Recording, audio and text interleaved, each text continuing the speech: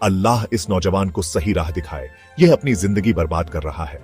राशिद, तुम्हें डर नहीं लगता? इतना गुनाह कर रहे हो। डर? किसका डर?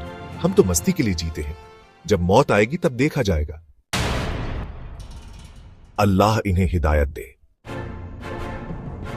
रात का समय, एक सुनसान रास्ता। राशिद रात को अकेले घर लौट रहा होता है। अचानक उसे एक अजनबी की चीख सुनाई देती है।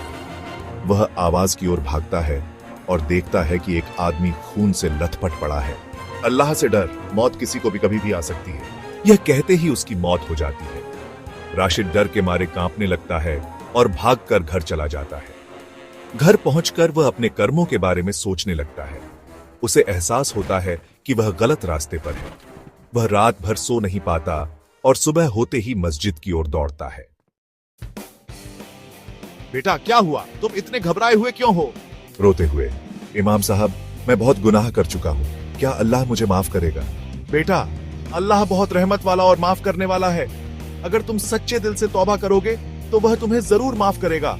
लेकिन मैंने इतने गुनाह किए हैं, क्या मेरी तौबा कबूल होगी? बेटा, हमारे नबी मोहम्मद सल्लल्लाहु ने फरमाया है कि अगर कोई इंसान सच्चे दिल से तौबा करता है और गुनाह छोड़ देता है तो अल्लाह उसके सारे पिछले गुनाह माफ कर देता है। राशिद का दिल हल्का हो जाता है। वह अल्लाह से सच्चे दिल से माफी मांगता है और इमाम साहब से कहता है कि अब वह नेक रास्ते पर चलेगा। राशिद, तुम तो बिल्कुल बदल गए हो। मुस्कुराते हुए, भाई, अल्लाह ने मुझे हिदायत दे दी। अब मैं अपना बाकी जीवन नेक रास्ते पर बिताऊंगा।